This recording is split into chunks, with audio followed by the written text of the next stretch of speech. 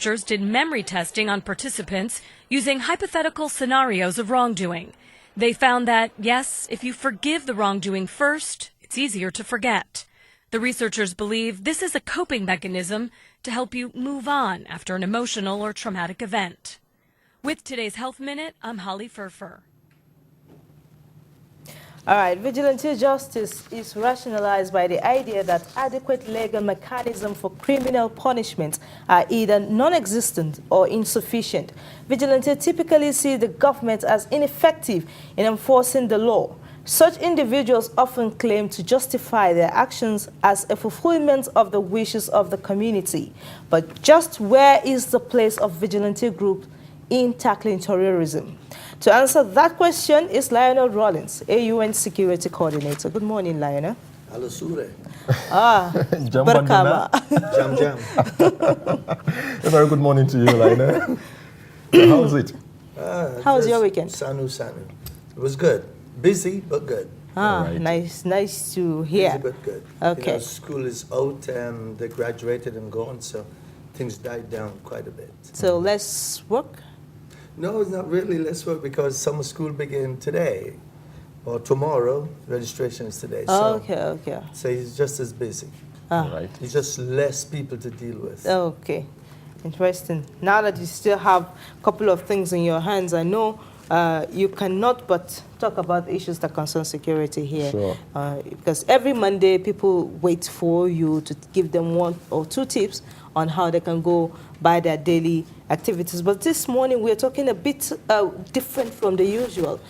People may not really have paid attention to it, and this morning we're looking at the place of the vigilante group in tackling insecurity, or better put, terrorism. How possible, one will ask? Well, I know most people are not going to like my answer, because I know, people get emotionally drawn into the terrorism thing and the crime thing, and everybody wants to exact justice, and everybody wants their ounce of flesh, and they want to draw blood and everything. But I will say, vigilante groups is not a real good thing to have, because it never ends well. It has never ended well. Now, you can have vigilante groups in the absence, when you did your opening piece, in the absence of a military or police or the mechanisms in place. Yes, people can become vigilantes, because the word vigilante is the root of it is to be vigilant. Yes. That's where it came from, the word vigil, which is to be awake. And alert, to defend. You see? To be awake and alert and defend, that's where the word vigilante came from. But somehow it got into the mode of, as a vigilante, you're going to kill for revenge. Now, that is the problem. The problem is what will happen after things die down. What do you do with the vigilante groups? And Nigeria probably remember things like your what's it called, Bakassi Brigade, and all of these other groups that were formed to help politicians. What happened after the politician was elected or things finished? Where do they go and what do they do? Lionel, I would like us to really establish this clearly. I know we have what is known as community policing, which is community police, and we have vigilante. And we also have what is known as the quest for jungle justice. All of these are terminologies that describe efforts by individuals or group to fight crime within a society. But for clearer understanding, what's the difference between vigilante, or what does the vigilante do that the act of community policing doesn't do? What's the difference in that?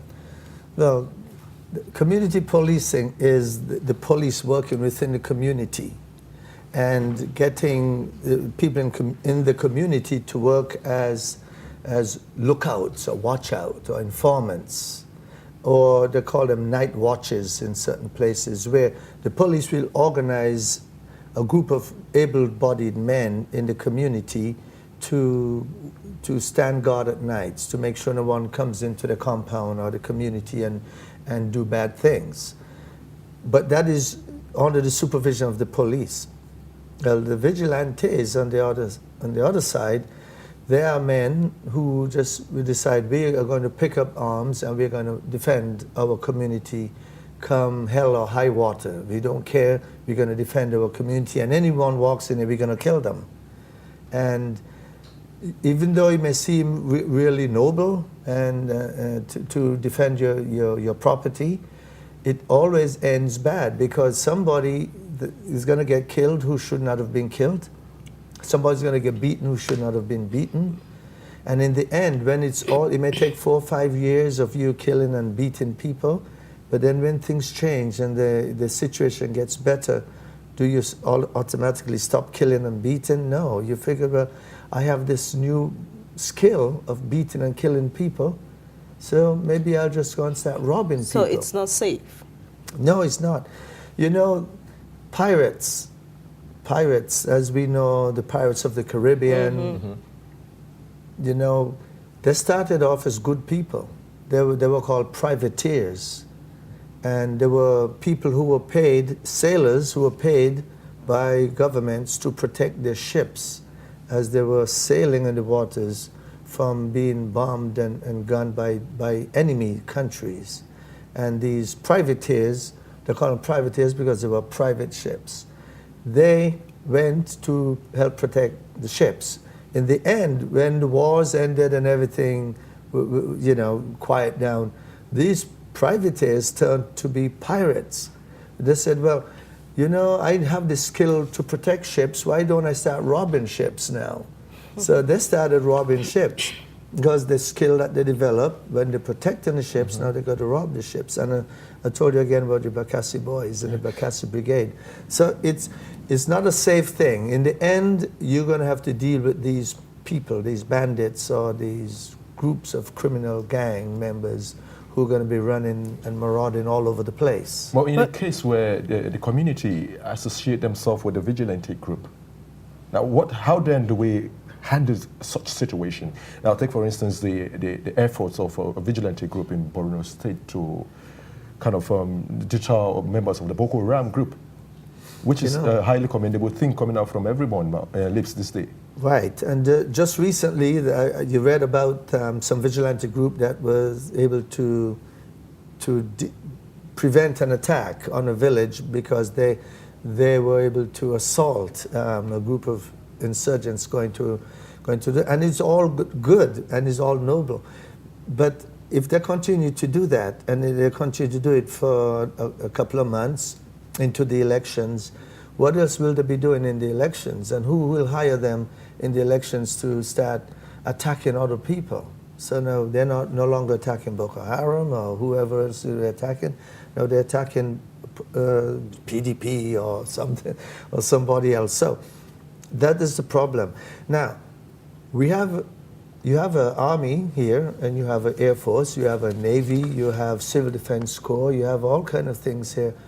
You should not need vigilante groups unless these people are incapable of defending your country. Exactly the point. You know, people are beginning to lose faith in the military. People are beginning to say, okay, after a while, after a month or thereabouts, these girls are yet to be saved. The vigilante were able to stop an attack in a particular village. Why not involve them in the operations? Well, there's a way the military can do that. Well, first of all, there's a lot of people who need jobs. Then go and get those vigilantes and recruit them in the army, or recruit them in the police force, or call it an auxiliary force, something. Put them in uniform, train them, give them the proper training, the proper weapons, so they can become disciplined officers, disciplined fighters, so they're not just bandits running all over the place. So don't wonder at my curiosity this morning here. I know we've not been able to fully integrate the civilian JTF. And these are groups that almost work in the same light like the vigilantes. Now, if we haven't been able to do that with the JTF, is it going to be easy to do it with the vigilante groups? Yes, you can do it. You just open up the lines and let them sign the paper. You send them to a little training, and then you incorporate them within your system. And I know because of what they do, you may have, the training could be limited, because you can call them bushfighters or whatever you want to call them, but you have to give them some kind of training, and the proper thing is the discipline, because in the end, a disciplined fighter will know how to act when the dust and the fog and the smoke of war comes around. An undisciplined fighter will just start killing people. And those are the things you don't want. Even in Mexico, they do have the vigilante groups in Mexico who are fighting against the drug cartels, and the government doesn't interfere with them. But they get training. They didn't just pick up a gun and start shooting. They are being trained to defend themselves. So they're almost like paramilitary people. But to an extent, Lionel, we have a situation where the state also interferes with regard to even training of vigilante members. So a couple of months back, the vigilante group in Adamawa State had a training very close at the orientation camp here. Now, if the state, the question here is, if the state recognizes these individuals and allow them an extent or a limit to operate, what then should we actually do in terms of supporting them, aside really giving them the ups to go into a more formidable team? What else can we do to really encourage these individuals? Well, you have a lot of things going on there at the same time. First of all, if the state is involved, the state is breaking its own constitutional law, because you do not have the right to carry and bear arms in Nigeria. The citizens don't. So if the state or the federal government is arming people to go and fight for them with weapons, then the state is somehow breaking the law. Now, unless you deputize them and say, okay, we're now making you an honorary member of the army or the police, we want you to help us fight this war, then, and here are your weapons. Or they know people who are actually armed and out there fighting but not arresting them or not doing anything. So the state is kind of turning a blind eye at what's going on, or the federal government. Now, it's all well and good until when it's over and these same people start to attack the state, or start to attack the federal government, or start to attack the people. And that is why me personally, I'm saying I would not recommend it, unless if they want to do something, then bring them in the military, bring them in the army, bring them in the police, even on a limited capacity, call them an auxiliary force or paramilitary force, train them and send them to fight.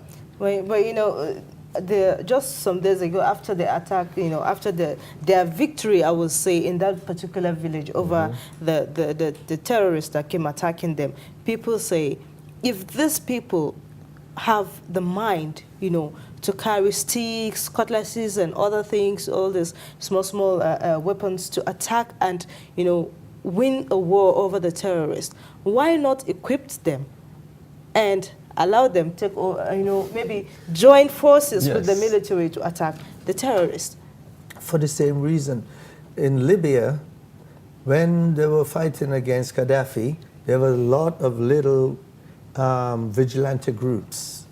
All of these, what they call them, militias. You had your own militia, you had your own, I had my own, everybody had their own militia. And in the end, after Gaddafi was killed and chased away, now Libya cannot get back on a normal footing, because now you and your own vigilante group, you're claiming your own territory, you claim yours, I'm claiming mine, everybody's claiming their own territory, and I can't go to you, the government can't even go to your place. So the whole of Libya is in chaos, because now the government forces can't even go to certain places, because you operate that place, and you operate that place, and I operate that place. And it all resulted from vigilantism, because all of these guys, when they were fighting against Gaddafi, they came together as one. And now Gaddafi's gone, they're claiming their own turf and own territory. So basically what I see here is the fear of the unknown. It's the fear of the unknown. That's a good way to put it, because the unknown never ends well. Then we're going to look at how we're going to deal with the fear of the unknown and possibly provide a solution with regard to the issue of vigilante in Nigeria, because tackling terrorism isn't easy. Well, we have been talking to AUN Chief Security Coordinator Lionel Rawlins on the place of vigilante groups in tackling terrorism. I'll go on a break now, and when we return, the discussion continues. Don't go away.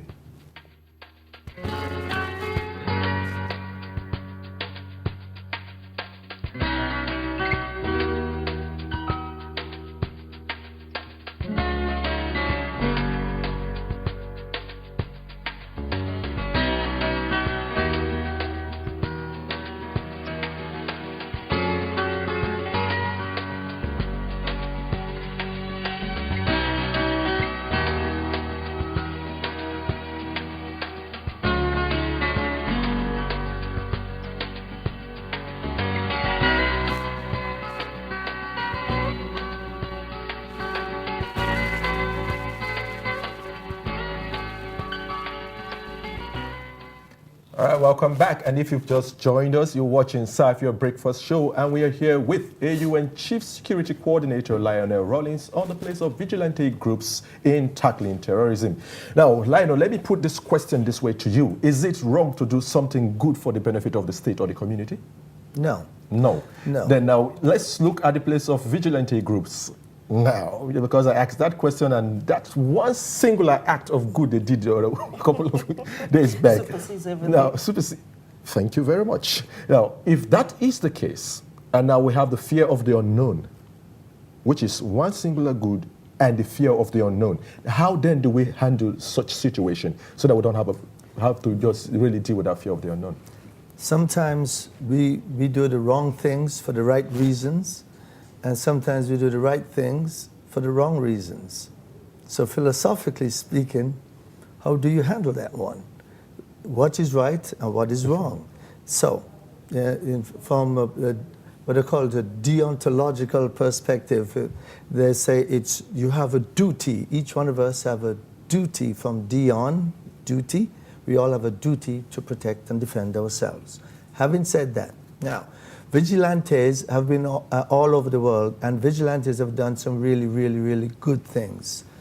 In the United States, the way they fought for the War of Independence, the people who got up and fought were vigilantes. They were not the trained army. The trained army was the British Army, because America was a colony. Mm-hmm. And they had is the people who said we had enough. And they just took up their weapons and started attacking and fighting the British Army. And that is how they were able to get their independence. And as a matter of fact, that is why to this day, in the Constitution, it says every one of us have the right to bear arms. Because of that one single thing, had these people not had the right to bear arms, to carry weapons, they would not have been able to win. And so, but see, they didn't have any army to defend themselves. They defended themselves. And all the states came together. They were vigilantes, and they just went after the British Army. It was a nasty fight, a nasty battle, but they won. And all over, even here, you have it, or you had it, and it's been a part of your culture. Sometimes it morphs into jungle justice. You don't know which one, you don't know where the line is. I noted that point, because I was also going to ask a question in how they operate and the issue of jungle justice. But it's still in line with what you're saying. Let's get more from you. Just because, then that is the whole problem. You don't know when it crosses the line into jungle justice.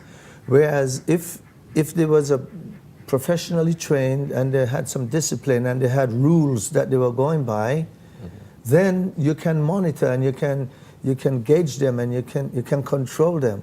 But if they don't have any rules and they're just going out there and doing what they want to do, then they'll find a lot of innocent people getting killed. That's where the jungle justice comes in. I don't believe what you said. I believe you're the one who is giving information and I kill you. No. It was not you at all. But no one was there to defend you, and I kill you and I got away with it. Where the state and the government turn a blind eye to it. You all you're rich with history of this kind of stuff that has taken place through the politicians and through the groups and the gangs and everything that took place, where everybody have their own little funny militia or vigilante groups, and the history is rich with the results and the end results of what happened when the politicians become governors and senators, what happened to these people? Yes. And so we don't, these are things we need to prevent. And all the developing nations, all the modern nations, I should say, they don't have vigilante groups because they have the law to defend them. And if you have the military, send the military out there and then let the military incorporate these people. But when the law is not adequate enough, what happens then, Lionel? Then when you're taking the law in your hands, then you become a vigilante. Because that's what the vigilante does. They take the law into their hands. And when you take the law into your hands, you start breaking the law. And when you start to break the law going to work fun. The law, you know, It's they say blind. it's blind, but it's not really blind. You know, they The can, sea. yeah, the laws, you know, when the law can fix you when they want to, and they can turn a blind eye. There is nothing called blind justice. Everybody sees what they want to do. It's like you're saying, the government know that these vigilantes are armed and went out and killed these insurgents a few days ago. Mm-hmm. If you want to be really, really clever with this, the government should go and find those vigilantes and arrest them for murder. For murder. Okay. Now, that's where the complication comes in Exactly. Now, what sets the parameter for their operations? Now, as we're saying, if you look down history, we have a situation where robbery within this region was somehow in a bit kind of curtailed because of the presence of the vigilante group. Because if there's a robbery attack here, what they do, there's a way they do it, and there's a way they operate, they lock down the town. Now, and because I was about mentioning the issue of doing it the African way, where you have to, you know, bring in some kind of voodooism or juju, because that is mainly their own kind of way. So if that is the case, and the state is aware of this, because what I'm saying is, Lionel, don't get me wrong, but I'm trying to look at the place of this vigilante group and the civilian JTF operations. Before now, the civilian JTF were operating on their own before they were co-opted, literally, to work with the military. Now, if this is the case, and these individuals were able to repel an attack, and they succeeded, what should the state do in terms of bringing them closer? The state should support them, give them arms, give them training, even pay them money to go out and join them in, like I said, as a paramilitary group. Because if they're going out there doing this and putting themselves out in danger, because I will almost bet you, for every action, there's a reaction. And there's always a cause and effect. I will almost bet you that some village, somewhere, is going to be burnt to the ground within the next week because of that vigilante assault. And it's just how it goes. So people have got to stop and think about what are we doing? And so to answer your question, yes, the same way they incorporated the civilian JTF, I believe that they can do the same thing with the vigilante groups. But you have to make it known to them what the parameters are. The civilian JTF, they have marching orders that they go by. They don't just go out and kill people. And they don't just go out and do things. They work with the army. So imagine what the vigilantes could do for the military if they were armed, trained, and given a stipend to at least give them food and drink and water to sustain them. And to at least give them some morale and boost their morale, which would encourage them to fight. And then have some of the military men stationed with them to make sure that they're trained and everything. And also, what it will do, that's a good way to gather intelligence. All right. As the intelligence is on the ground. Now, before you say anything else, I want to say, now, I believe that vigilantes can do something good. So I'm not saying that... Totally not condemning them. I'm not totally condemning them. My only concern is at the end, none of it has ever turned out good. They always turned into armed gangs of criminals or terrorists themselves who have gone on to do the same things they were doing when they were fighting the enemy. They never stopped. So the bottom line is, they are not bad as such, but they should be given a formal kind of training to help them, you know, carry out whatever operations they want to carry out successfully. Well and maybe said. better, in a better form. Well said. That's the best way to put it. Yes, that's exactly what I have to do. Just give them the opportunity, give them the resources, give them the tools, give them the training, and give them some money. Right. Because they can't be out there doing it without money. You know, they have a family to protect, and if a man is going to abandon his farm for 2 or 3 months to go and help fight, you got to give him a stipend to make up for the lack of